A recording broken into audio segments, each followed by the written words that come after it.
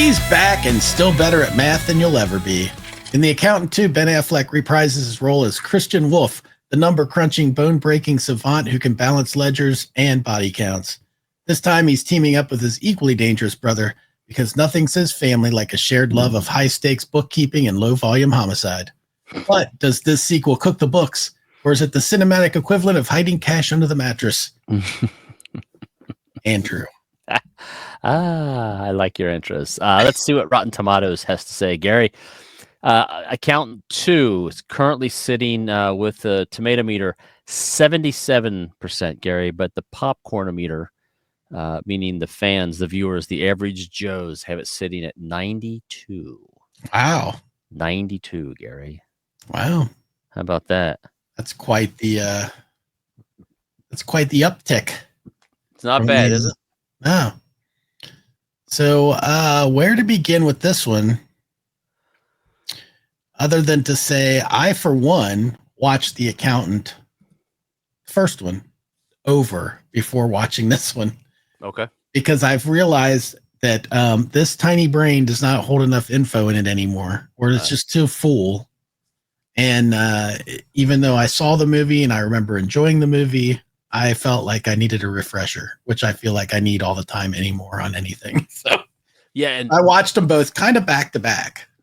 But I loved the first one. It was just so different, and I was like, "Oh, I like this a lot." You know, and like I say all the time, I'm a simpleton, so these kind of no plot action movies are great. I love them.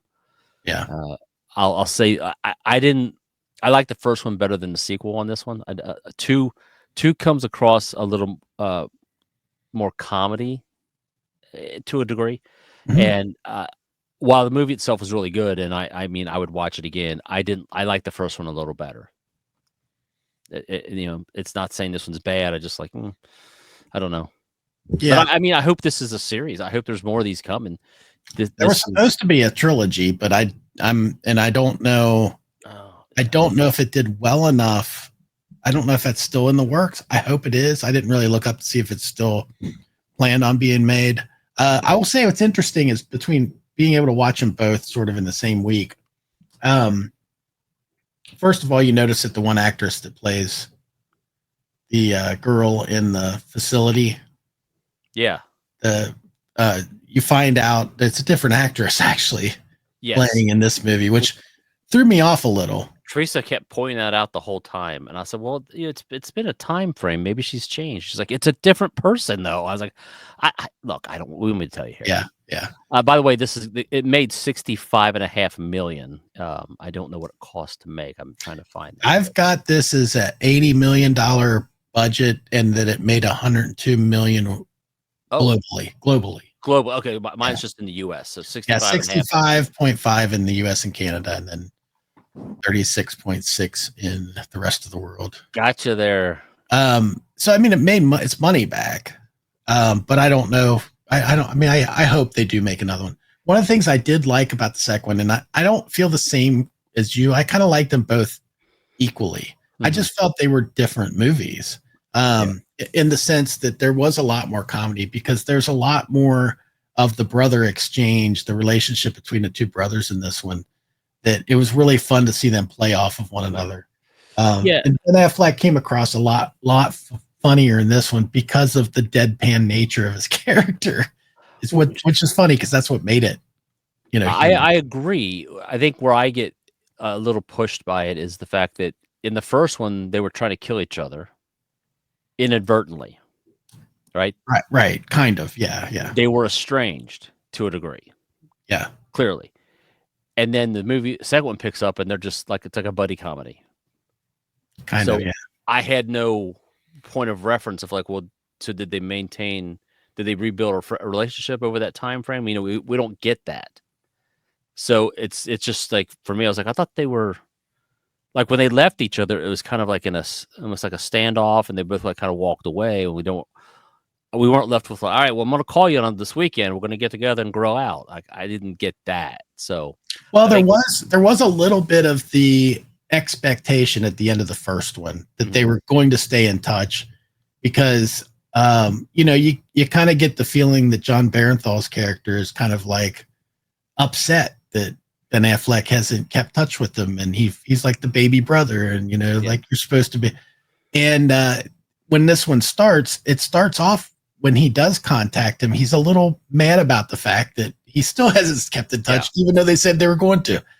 But I understand what you mean, where it doesn't feel like there was a relationship that was earned that they have. And I guess you're just supposed to expect that maybe when they were kids that they were, this is their childhood kind of coming back when they're. I think that's the right way you say it. Like you said, it didn't feel earned. Yeah. So, I mean, it doesn't ruin the movie. It just threw me a minute. I was like, wait a minute. I know time's passed, but just a quick little, give me a flashback sequence of these guys hanging out and grilling in the backyard, talking shit. Tossing the pigskin around a little bit. Go long. There you go.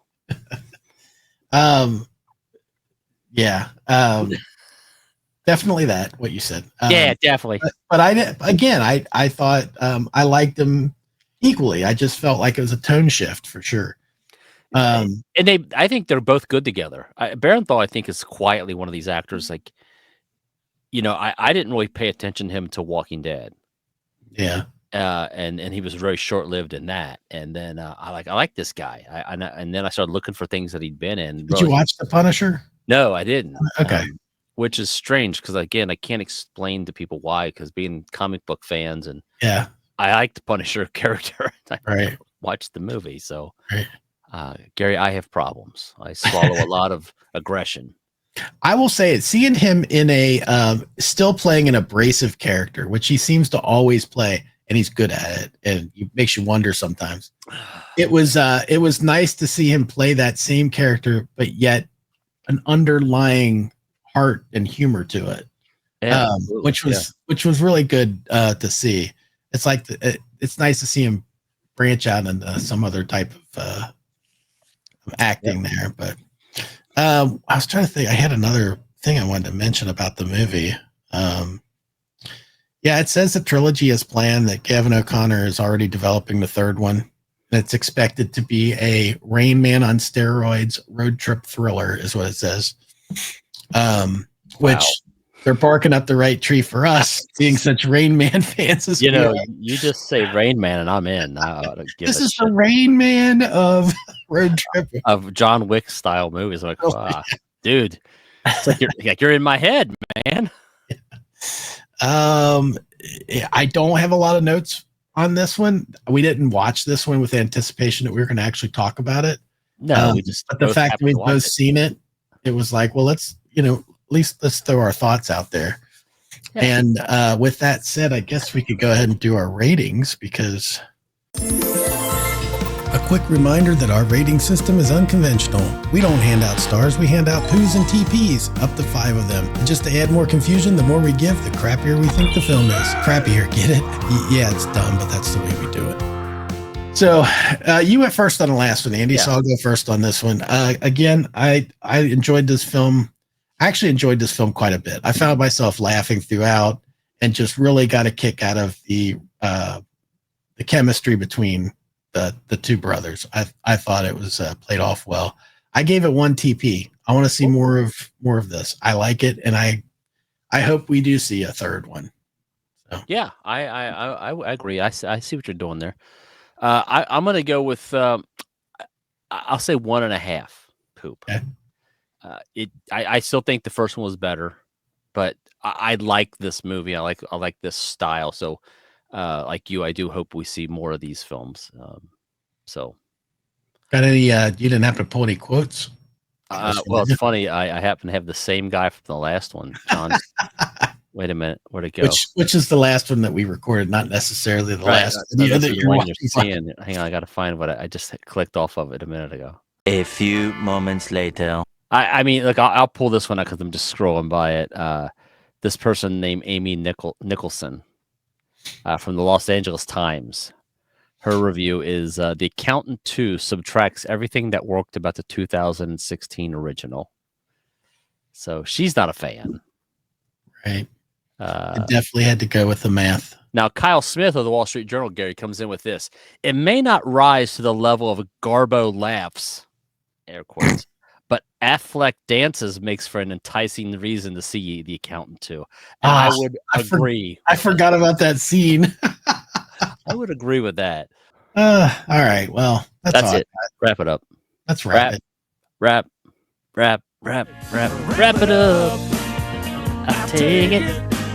Wrap it up. Yeah. Let's get on the screen.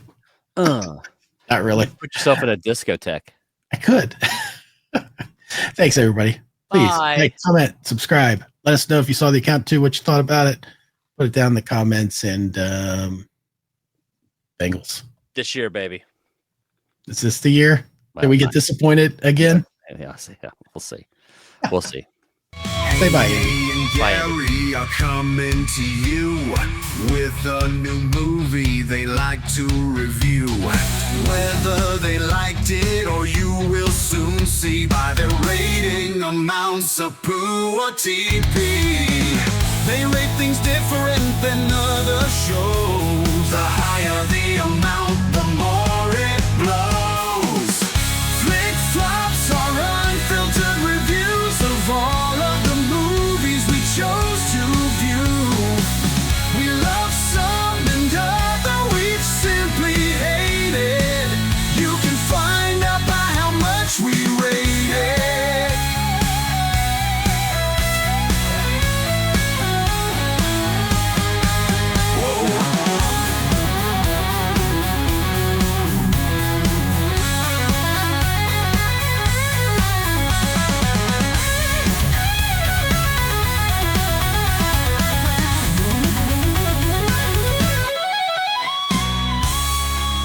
This has been a Touch of Madness production, brought to you by the creative minds at Tommy Twins Media.